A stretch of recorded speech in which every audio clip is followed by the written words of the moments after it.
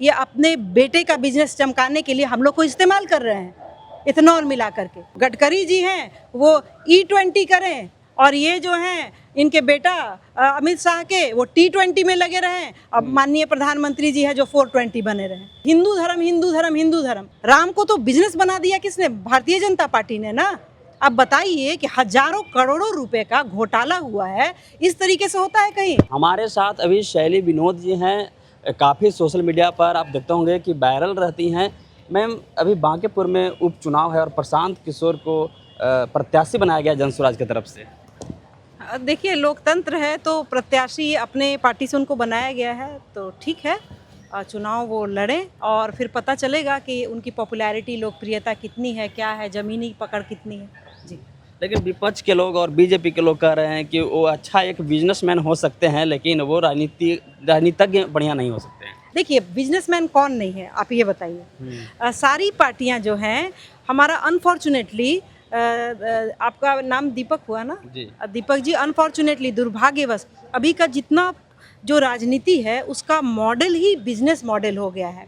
ये बहुत दुर्भाग्यवश है। और बिजनेस मॉडल से ज़्यादा खराब बात ये हो गई है कि इसमें इथिक्स जो है ना, मॉरल कुछ नहीं रह गया है। क्योंकि बिजनेस में भी मॉरल होता है, अगर कोई दुकानदारी करता है उसमें भी एक नैतिकता होती है। अनफॉर्चुनेटली जो सारा देश की राजनीति जो प्रधानमंत्री और मोदी जी और शाह जी ने मिल करके जो है वो बिजनेस बना दिए हैं। और इसीलिए जो है कि आपका देश का जो 40% जो धन है वो 1% के हाथ में जमा हो गया है। और इसीलिए हम लोग बोलते हैं कि अडानी अंबानी की सरकार है। तो किसी को मॉरल राइट थोड़ी है, क्या बीजेपी को ये मॉरल राइट है बोलने का कि प्रशांत किशोर जी जो हैं वो बिजनेसमैन है? कौन बिजनेसमैन नहीं है? और देश की जो इतनी सबसे बुरी और बदतर जो स्थिति हुई है, ये बिजनेस मॉडल के कारण ही तो हुआ है कि आपका जो सड़क टूट रहा है और ये जो राम मंदिर में जो चंदा चोरी हुआ है, किसके कारण हुआ है? ये बिजनेस मॉडल के कारण, क्योंकि राम को भी इन्होंने व्यवसाय के लिए इस्तेमाल किया, बिजनेस के लिए इस्तेमाल किया, अपना राजनीतिक धंधा चमकाने के लिए किया इस्तेमाल। तो ये बात कैसे कर सकते हैं बिजनेस की? राम को तो बिजनेस बना दिया किसने? भारतीय जनता पार्टी ने ना।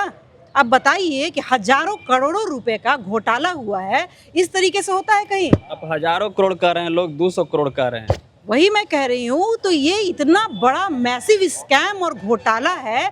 और बताइए कि ना कोई इनका कोई माई बाप नहीं है, और ये छोटी छोटी मछली को पकड़ रहे हैं और बोल रही है क्या वो क्या। जी नहीं, ये जितने भी नाम आप सुन रहे हैं सब छोटी मछलियाँ हैं। जो बड़े मछली हैं वो तो आला कमान जी हैं। प्रशांत छोटी मछली हैं।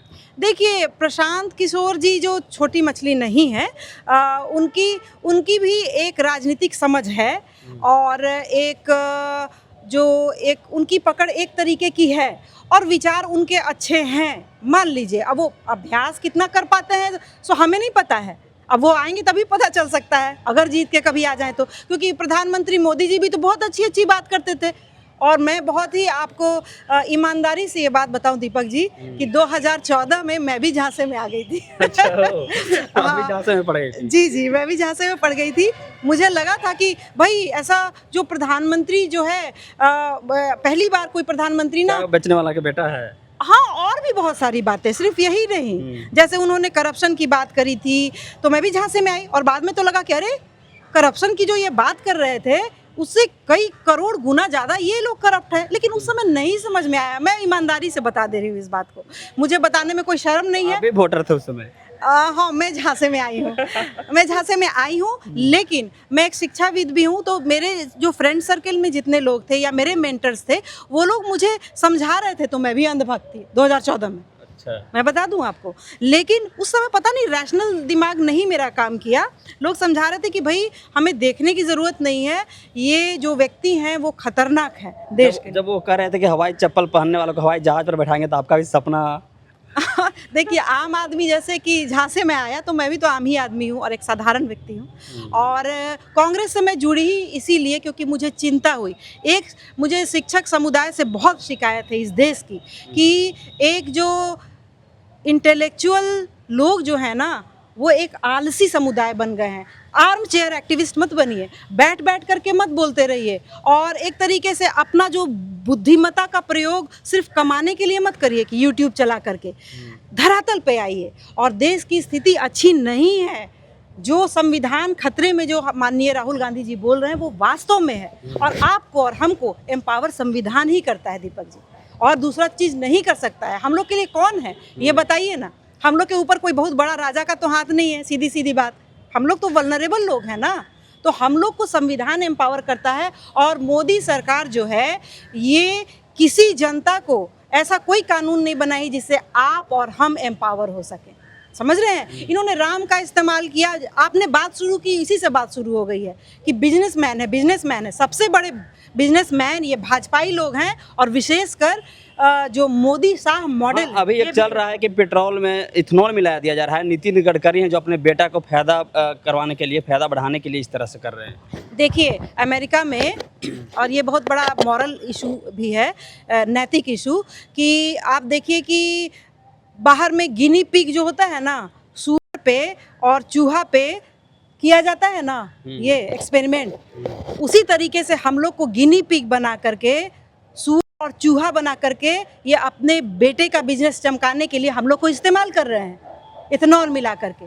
मतलब कि वो जो गडकरी जी हैं वो E20 करें, और ये जो हैं इनके बेटा अमित शाह के वो T20 में लगे रहें, अब माननीय प्रधानमंत्री जी हैं जो 420 बने रहें। यही है ना इन लोगों का। तो ये हम लोग जो है बहुत भावना में बह जाते हैं हम लोग। भाई हमारे हिंदू धर्म हिंदू धर्म हिंदू धर्म, अरे हिंदू धर्म क्या कहता है कि वही धर्म का पालन करो। हमारे ही वेद और पुराण में लिखा हुआ है कि उसी धर्म का पालन करो जो दूसरे धर्म की इज्जत करे।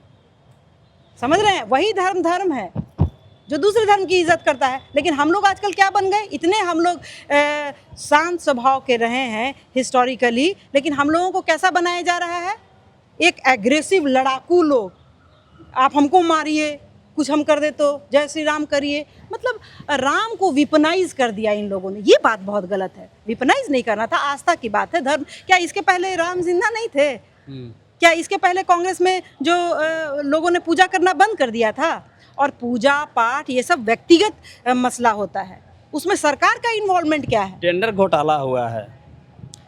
एक ही घोटाला का आप नाम लेकर के सारे घोटाला को आप छोटा कर रहे हैं। टेंडर ही घोटाला नहीं है, हर घोटाला है। पेपर घोटाला भी तो हो रहा है। आप देखिए सारे पेपर कैसे लीक हो रहे हैं लगातार। इस तरीके से कभी ऐसे होता था? ये मैं नहीं कह रही हूँ कि कांग्रेस की सरकार हो जाएगी तो 100% सारा कुछ ठीक ही हो जाएगा। कहा जा रहा है कि नीतीश कुमार भी टेंडर घोटाला में फंस सकते हैं। नीतीश कुमार जी ने तो देखिए बिहार में हजारों करोड़ों का घोटाला हर दिन सामने आ रहा है। पुल पुलिया लगातार गिरते जा रहा है, तो घोटाला के कारण ही तो पुल पुलिया गिरता है, ऐसे ही तो थोड़ी गिर जाता है। और तीसरी बात कि आपका जो पूरा सरकारी खजाना है वो नीतीश कुमार जी जाते जाते बिल्कुल खाली कर गए हैं। आप समझ रहे हैं? तो बहुत सुशासन हम लोग नैरेटिव चलाते हैं। हाँ, इतना ज़रूर है कि जो नीतीश कुमार जी थे वो सांप्रदायिक नहीं थे। चूज़ करके नहीं कि भाई हम यादव को टारगेट करेंगे या मुसलमान को टारगेट करेंगे, to be fair to him, ऐसा वो नहीं करते थे, इतना ज़रूर है। लेकिन सांप्रदायिक शक्तियों के साथ मिल गए तो वो भी उतने ही जिम्मेदार हो गए। सम्राट चौधरी तो अपराधियों का सफाया कर रहे हैं, बिहार से अपराध मुक्त, मतलब बिहार को अपराध मुक्त बना रहे हैं। ये आप कह रहे हैं, ये मीडिया नैरेटिव। सम्राट चौधरी खुद कह रहे हैं। तो मैं भी बोल रही हूँ कि मैं इंग्लैंड की रानी हूँ, आप मान लीजिएगा। अरे बोलने के लिए तो कोई कुछ भी कह सकता है। तो मैं वो कह रहे हैं कि अपराधियों का सफाया। देखिए सम्राट चौधरी जी को अनुभव नहीं है राजनीति का उस तरीके से, और दूसरी बात ये है कि उनको नीतीश कुमार जी से ही प्रेरणा लेना चाहिए था कि जिस तरीके का उनका मॉडल है कि अपराधियों का सफाया करने का, उससे अराजकता आती है, उससे अन्याय होता है, उससे लोकतंत्र खतरे में पड़ता है। ये सही मॉडल नहीं है। और मैं शिक्षक समुदाय को ये बोलती हूँ बहुत साफ साफ कि आप लोग में से ज़्यादातर जो शिक्षाविद लोग हैं या साइंटिस्ट लोग हैं इस देश में, उनको आवाज़ उठाना चाहिए। ज़्यादातर लोग आप लोग कायर हैं, और आप लोग जो हैं एक उसको कायर बोल रहे हैं शिक्षक। मैं शिक्षक समुदाय है, मैं भी एक शिक्षाविद हूँ, एजुकेशनिस्ट हूँ। मेरे भी, मैं आपको बता नहीं सकती हूँ ना यहाँ पर न्यूज़ चैनल पे कि मेरे भी बहुत सारे चीज़ दांव पे लग गए। अच्छा। पर मैं अभी नहीं बता सकती, मैं इस स्थिति में नहीं हूँ आपको। कि बहुत सारी मेरी निजी ज़िंदगी से जुड़ी बहुत सारी चीज़ें, प्रोफेशनल ज़िंदगी से जुड़ी बहुत सारी चीज़ मेरी दांव पे लग गई है। लेकिन मैं आपको बता नहीं सकती हूँ वो सब चीज़, लेकिन मैं डरी नहीं, क्योंकि ये मेरा कर्तव्य है। सरकार ने आपको ये परेशान किया, लेकिन फिर भी आप सरकार से लड़ते रह गई। सरकार नहीं, मैं अगर आपको ईमानदारी से बताऊं तो मैं जिस वर्ग से आती हूं, ये सत्ता मुझे सूट करती है, मुझे और मेरे घर को। अच्छा, ये बता रही हूं मैं आपको। लेकिन अपने से ऊपर उठा जाता है ना आदमी को, इतना संकीर्ण थोड़ी हुआ जाता है कि शैली विनोद का बढ़िया हो जाए बहुत अच्छा है। आपको मैं बता दूं कि मैं कांग्रेस में किसी को नहीं पहचानती थी, मैं आपको ये भी बता देती हूँ। अच्छा। लेकिन मैं जेडीयू के नेता और नेत्रियों से या बीजेपी के नेता और नेत्रियों से मेरा तालमेल ठीक ठाक अच्छा रहा है। मैं एनजीओ में काम करती रही हूँ, उनके पास आना जाना होते रहा है, तो ठीक रहा है। कांग्रेस में मैं नहीं जानती थी, टू बी फेयर, बस पेपर में देखा था, मेरा कोई ऐसा। लेकिन मैंने इस बात की परवाह नहीं की अक्षय कुमार की तरह। जी हाँ, कि पत्नी जो है वो कांग्रेस को भजेगी और पति जो है बीजेपी को भजेगा, दोनों हाथ तो में लड्डू के चक्कर। दोनों हाथ में लड्डू, अगर ये आएगा तो उससे काम चलेगा और वो पार्टी आएगी तो इसे ये काम चलेगा। ये मैंने नहीं किया, मैं कह रही हूँ आपको, मैंने नहीं किया। तो मेरे में मैं अपना प्रमोशन खुद कर रही हूँ, मैं निडर हूँ और बहुत ज़्यादा चिंता नहीं करती हूँ।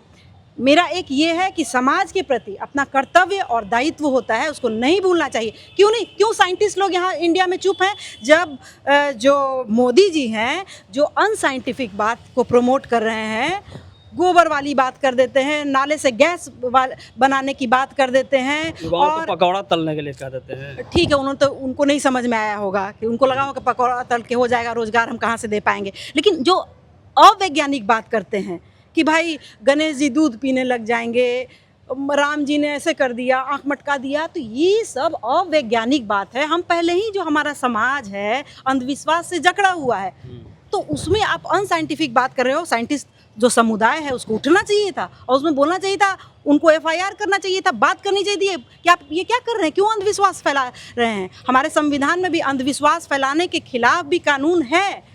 तो ये ठीक है, मोदी जी करते हैं अपना वोट लेने के लिए, लेकिन साइंटिस्ट समुदाय, वैज्ञानिक समुदाय क्यों नहीं खड़ा हुआ, क्यों नहीं शिक्षक समुदाय बोलता है। सीबीएसई का के साथ इतना जब हुआ पेपर के साथ, तो स्टूडेंट उठ रहा है, अरे क्यों डरते हो कि तुम्हारे स्कूल का कुछ हो जाए, अगर बंद हो जाए स्कूल तो हो जाए बंद। लास्ट सवाल है आपसे मेरा जी। राजस्थान में एक 13 साल की लड़की के साथ 30 लोगों ने सामूहिक बलात्कार किया है। जी, देखिए, मैं कह रही हूँ कि इसमें हर चीज़ में सरकार को दोष देना भी सही नहीं है। एक सामूहिक चेतना जो है वो आनी चाहिए समाज में। हम लोग समाज के रूप में जो हैं सिर्फ एक कागज़ कॉपी पर पढ़ कर के पास होने वाले लोग बन गए हैं, डिग्रीधारी बन गए हैं, लेकिन हम लोग उतना ही, हम लोगों में असंवेदनशीलता आते जा रही है। सिर्फ सरकार इसके लिए जिम्मेदार नहीं है, इसके लिए जो शिक्षाविद हैं उनको उठना पड़ेगा, समाज के प्रबुद्ध लोग हैं उनको उठना पड़ेगा, बात करनी पड़ेगी और लोगों को बताना पड़ेगा ये बात कि सिर्फ पैसा कमाना और आजीविका उपार्जन करना ही पर्याप्त नहीं होता है, आपको इससे आगे आना होगा। इस हर चीज़ के लिए आप सरकार को नहीं कह सकते हैं। हम लोग, सब लोग, आप, हम, ये सब लोग जिम्मेदार हैं कहीं ना कहीं, समझ रहे हैं आप। हम लोग भी ऐसे वीडियो जो होते हैं, बहुत सारे लोग भले बंद कमरे के अंदर वो करते हैं, देखते हैं, कई बार अपने दोस्तों में शेयर करते हैं, उसको मज़ा लेते हैं। तो हम एक विकृत समाज थोड़ा बनते जा रहे हैं, उसमें सिर्फ अब मैं बोल दूं कि वो मोदी जी के कारण ऐसा नहीं है। तो चलिए, आपने इनकी बातों को सुना है, बाकी आप इस वीडियो को देखने के बाद आप क्या सोचते हैं कमेंट बॉक्स में अपनी प्रतिक्रिया दें।